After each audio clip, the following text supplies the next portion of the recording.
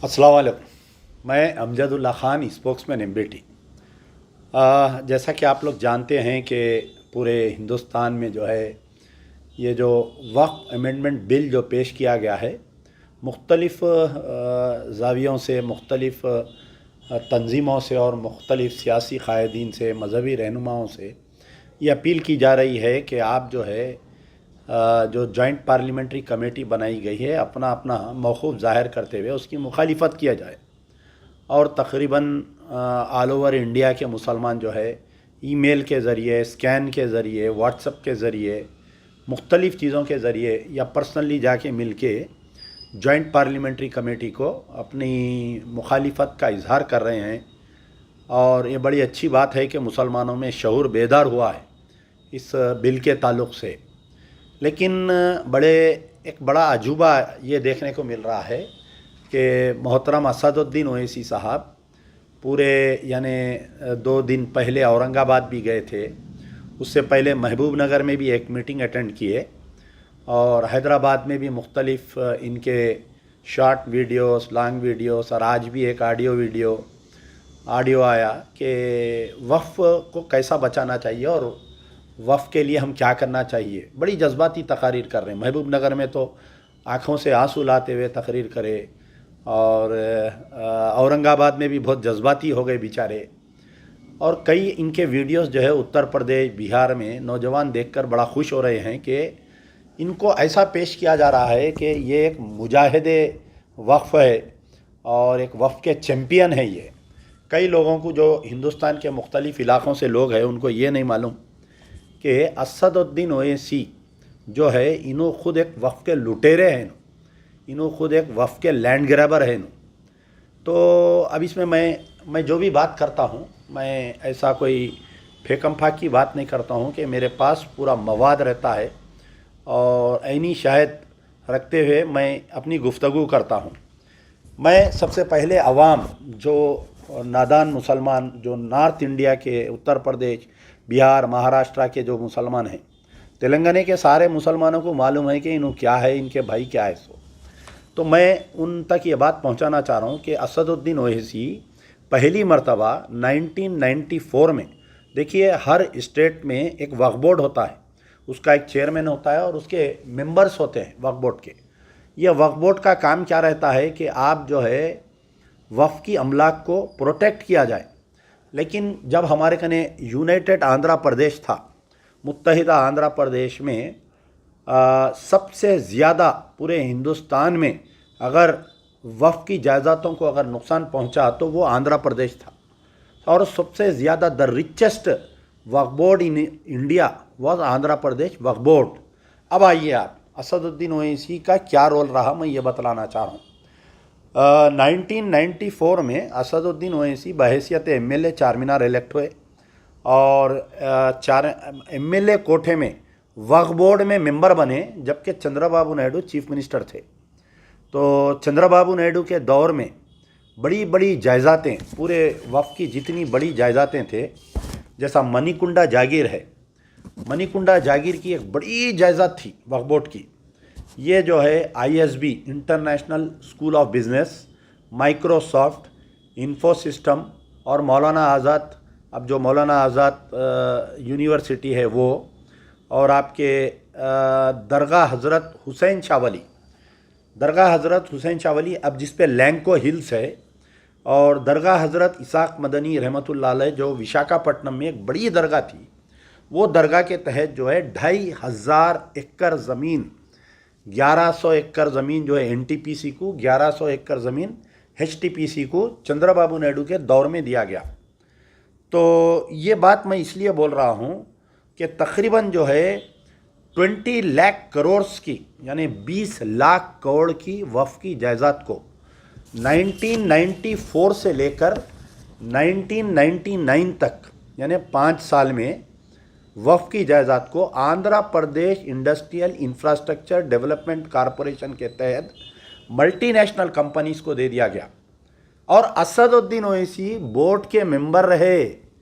आज भी जो है कोई भी आरटीआई में डालकर 1994 का वक्फ बोर्ड का रिकॉर्ड निकाल सकते, रेजोल्यूशन निकाल सकते, कोई भी एक मर्तबा भी असदुद्दीन ओवैसी डिसेंट नोट नहीं दिया उसमें कि भाई ये वफ़ की जायदाद है। दरगाह हज़रत इसाक मदनी रहमतुल्लाह अलैह, दरगाह हज़रत हुसैन शाह वली की ज़मीन जो है, दरगाह हज़रत इसाक मदनी रहमतुल्लाह अलैह की 2500 एकड़ ज़मीन और दरगाह हुसैन शाह वली की कई एकड़ ज़मीन, ये एमएनसीज को और इलेक्ट्रिसिटी बनाने वाले कंपनियों को दिया गया। और Asaduddin Owaisi as a Waqf board member और एज ए मुस्लिम एमएलए कोठे में इन्हों मेंबर रहे। तो कोई भी प्रेस वाले ये सवाल नहीं कर रहे उनसे।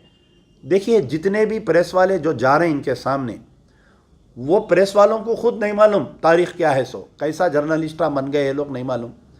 तो जर्नलिस्ट जो होता, पहले के ज़माने के जो जर्नलिस्ट होते थे, जब कोई लीडर की प्रेस कॉन्फ्रेंस अटेंड करने जाते थे तो पहले स्टडी करते थे, उसके बारे में स्टडी करके उससे तीखे सवाल किए जाते थे। तो लीडर जो है प्रेस वालों से डरते थे। आजकल क्या हो गई, पूरी प्रेस कॉन्फ्रेंस जो है एडजस्टमेंट की पॉलिटिक्स हो गई। एडजस्टमेंट का प्रेस रहता कि आप वही सवाल करना जो लीडर को पसंद है। तो असदुद्दीन ओवैसी के सामने भी जो प्रेस वाले बैठते ना, वो लोग अभी तकरीबन या तो नहीं मालूमात है उनको हिस्ट्री, या नहीं तो वो लोग नहीं पूछते।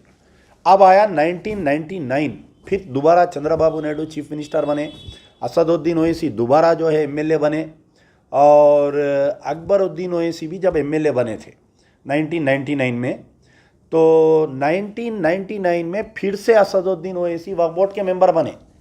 अब क्या हुआ, 94 से 99 तक कितने प्रॉपर्टीज डैमेज हुए, मणिकुंडा जागीर पूरी डैमेज हो गई, दरगाह हज़रत हुसैन शाह वली की प्रॉपर्टी डैमेज हुई, दरगाह हज़रत इसाक मदनी रहमतुल्लाह अलैह की 2500 एकड़ यानी 20 लाख करोड़ की वक्फ प्रॉपर्टी को नुकसान पहुंचाया गया 1994 से 1999 तक। और असदुद्दीन ओवैसी वक्फ बोर्ड के मेंबर है। आज जो मुजाहिदे वक्फ बोर्ड बन के निकले हुए हैं, जो जज्बाती तकारीर कर रहे हैं, जो रो रहे हैं, ड्रामे कर रहे हैं, मुँह बना बना के, आप देखिए उनकी प्रेस कॉन्फ्रेंस मुँह बना बना के जो प्रेस कॉन्फ्रेंस कर रही, तो कोई भी प्रेस वाले उनसे ये सवाल नहीं कर रहे हैं, अरे साहब ख़जाने की चाबी आपका नहीं थी, आप वक्फ बोर्ड के मेंबर थे, आप एमएलए थे, आपकी खुद रियासत में जब पूरी वक्फ प्रॉपर्टी डैमेज हो गई तो आपके मुंह में क्या सीबीएन का लड्डू था, क्या चंद्रबाबू नायडू का, कोई ये नहीं पूछ रहे।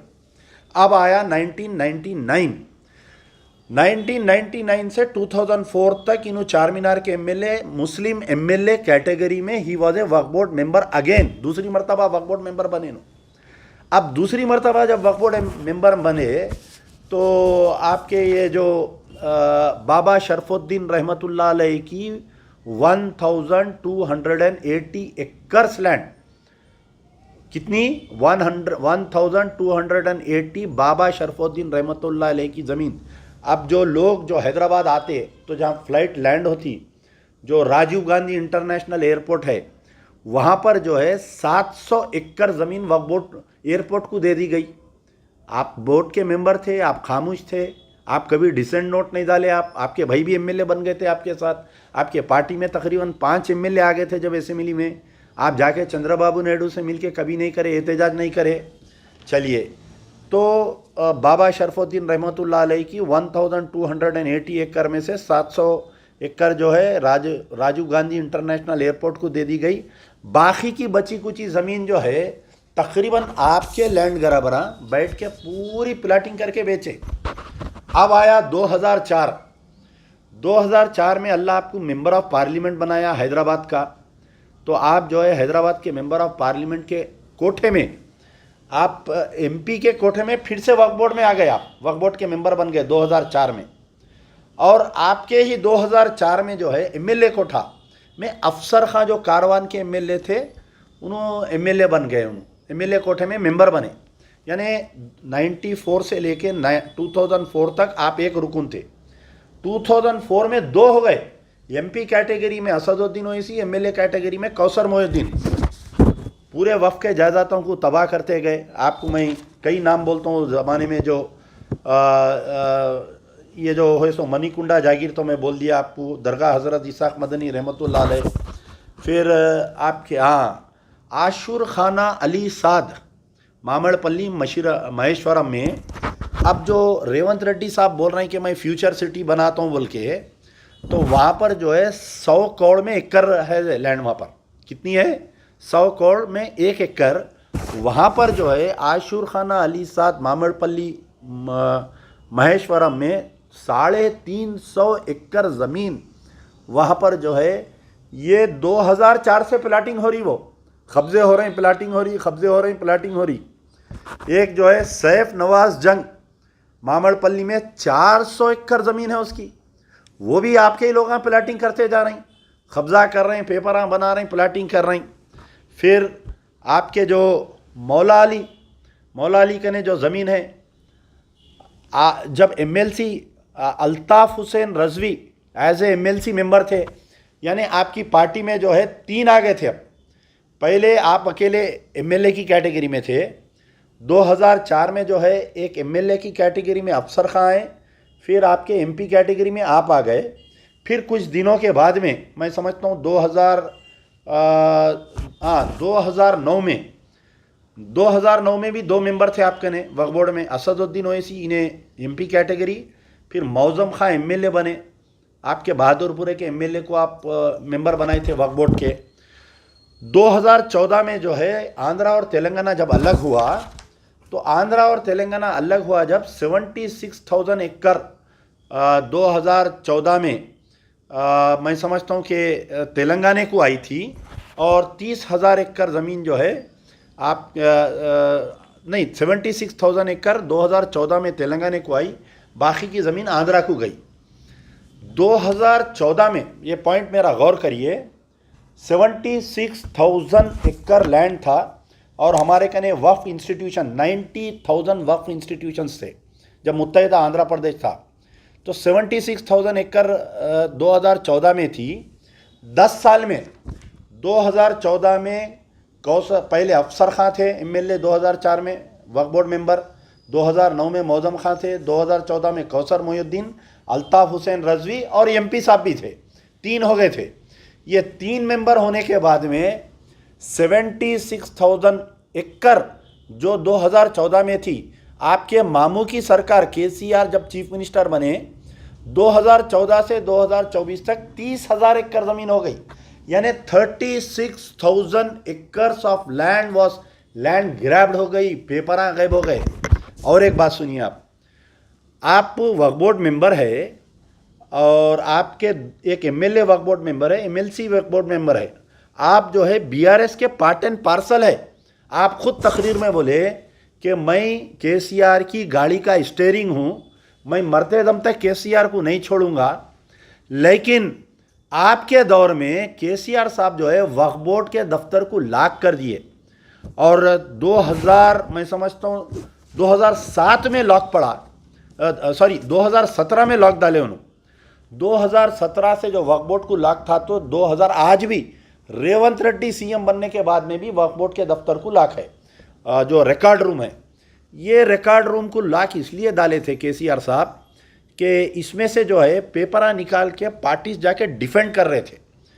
तो ये लॉक डालने की वजह से गुट्टाला बेगम पेट की ईदगाह का वाक़या मैं आपको बतलाना चाह रहा हूँ। जब गाजी मिल्लत अलहाज मोहम्मद अमानुल्लाह खान साहब थे, एमएलए थे, हालांकि वक्फ बोर्ड के मेंबर नहीं थे, गुट्टाला बेगम पेट की 90 एकड़ ज़मीन थी। 1997 में जब ये ग्रैब हो रही थी, तो चंद्रबाबू नायडू इसको लेके स्पॉट पर जाके वो ज़मीन को बचाए थे, जो शालीवाना बिल्डर्स को कर रहे थे।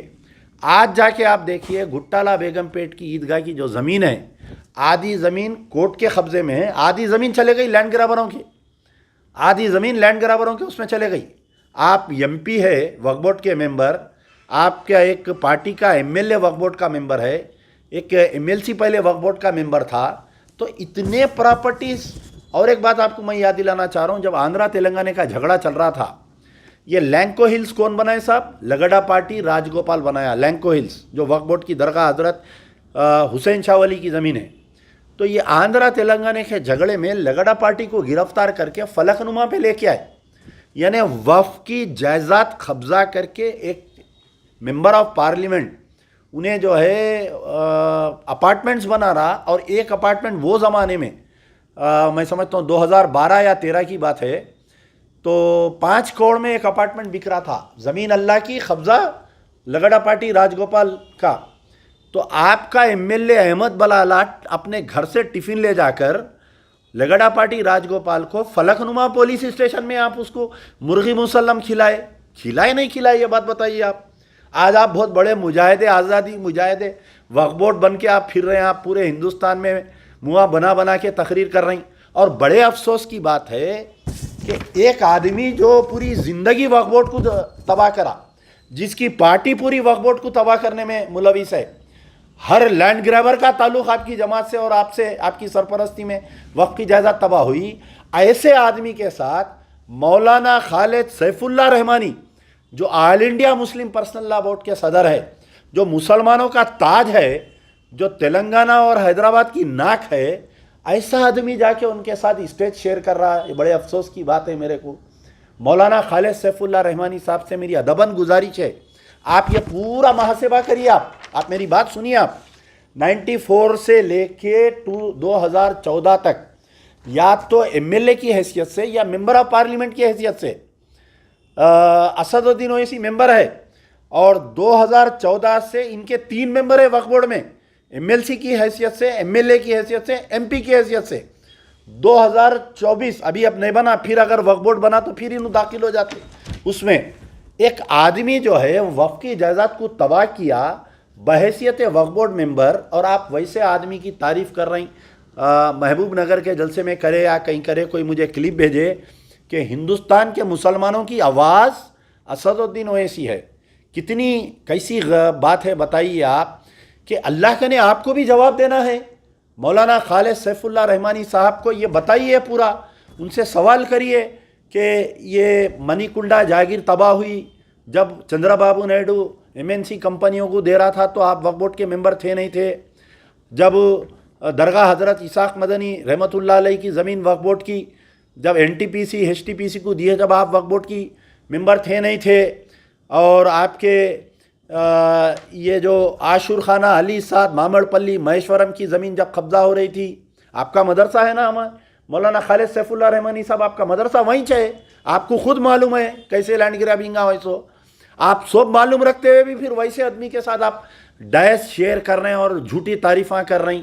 इससे अवाम में जो है आपका इमेज मुतासिर हो रहा है। मेरे को तकलीफ़ असदुद्दीन ओवैसी की तकरीर से नहीं हो रही मेरे को, क्योंकि एक आदमी जो है अल्लाह से नहीं डर रहा, उन्हें वक्फ की जायदादों को उन्हें तबाह करने में मुलविस है, और आज आके मगरमच्छ के आंसू रो रहा। वैसे आदमी के साथ आप स्टेज शेयर कर रहे हैं और आप उसकी झूठी तारीफ़ कर रहे हैं, तो मेरे को तकलीफ़ हो रही, क्योंकि मैं आपको बहुत चाहता हूँ, आपकी बहुत इज़्ज़त करता हूँ। तो ये मेरा पैगाम है मौलाना खालिद सैफुल्लाह रहमानी के लिए और उन तमाम भोले मुसलमानों के लिए जो असदुद्दीन ओवैसी, अकबरुद्दीन ओवैसी को मुजाहिदे वक्फ बोर्ड समझ रहे हैं। ये जो है हमारे पुराने शहर में कहावत है, 100 चूहे खा के बिल्ली हज को गई, तो आज असदुद्दीन ओवैसी की वही हालत हो गई। तो अल्लाह ताला आप तमाम को अक़ल सलीम दे, दोस्त और दुश्मन की तमीज़ दे, और मौलाना खालिद सैफुल्लाह रहमानी को अल्लाह ताला हिम्मत दे ताकि वो सच बोले और ये वक्फ बोर्ड के जायदादों पे असदुद्दीन ओवैसी से सवाल करे। यार जिंदा सोबत बाकी।